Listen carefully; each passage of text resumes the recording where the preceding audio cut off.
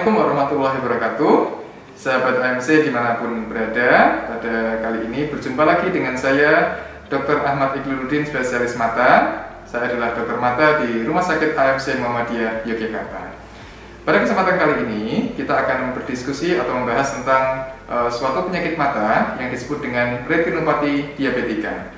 Ya, apakah itu retinopati diabetika? Nanti akan kita jabarkan penjelasan mengenai apa itu penyakitnya, bagaimana pengenalan penyakitnya, bagaimana pencegahannya, dan bagaimana penanganannya. Semua ditujukan untuk kesehatan mata kita semua.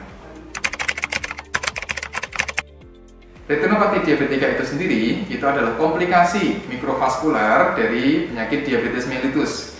Sehingga secara mudah kita bisa sampaikan bahwa retinopati diabetika akan muncul pada pasien-pasien yang mengalami diabetes mellitus yang tidak terkontrol untuk gula darahnya. Itu akan muncul keluhan atau akan muncul gejala komplikasi yang muncul di mata di daerah retina. Nah, sahabat MC bisa melihat di sebelah sini saya membawakan peraga untuk bola mata ya. Di bagian dalam mata kita memiliki lapisan syaraf ya. Kalau kita umpamakan ini bola mata kita, di bagian dalam kita memiliki lapisan syaraf yang disebut dengan retina. Retina ini kalau di kamera zaman dahulu itu seperti layaknya sebuah lapisan film untuk menangkap bayangan, sehingga saat kita melihat proses bayangan dari depan akan diterima di dalam mata oleh retina, dan kemudian oleh retina akan diteruskan lewat saraf optik menuju ke otak untuk dipersepsikan sehingga kita bisa menerjemahkan benda yang sedang kita lihat. Yaitu ketika kadar gula darah pada pasien tidak terkendali. Pasien yang mengalami diabetes mellitus, pada sebuah studi disampaikan bahwa 1 dari 3 pasien yang mengalami diabetes mellitus itu akan mengalami retinopati diabetika, dan bahkan 1 dari 10 pasien yang menderita diabetes mellitus itu bisa mengalami retinopati diabetika yang sudah sampai menurunkan penglihatan.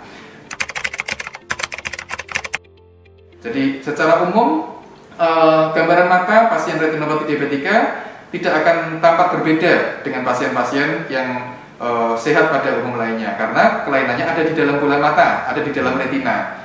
Nah, itu nanti bisa kita ketahui dengan cara memeriksa bagian retina mata kita.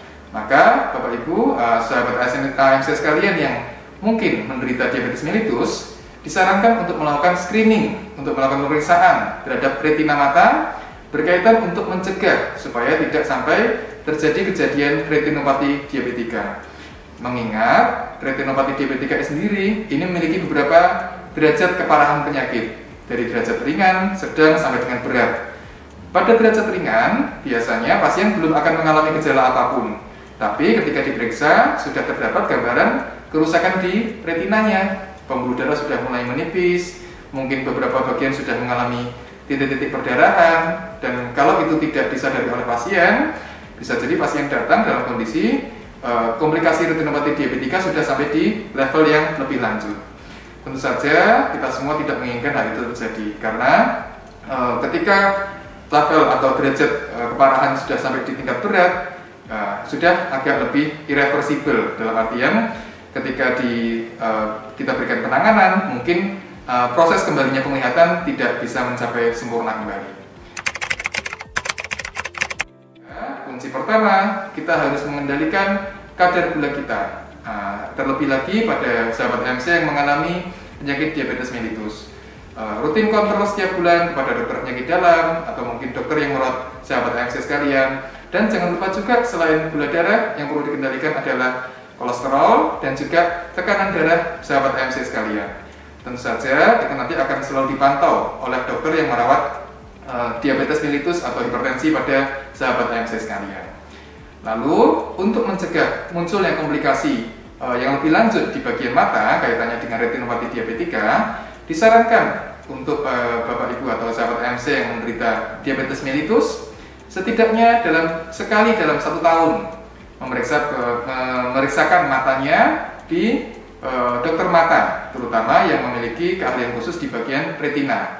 Di situ nanti dokter akan memeriksa secara lengkap, mulai dari pemeriksaan ketajaman penglihatan sahabat AMC, kemudian berlanjut sampai dengan pemeriksaan di bagian retina, di bagian dalam bola mata dari sahabat AMC sekalian.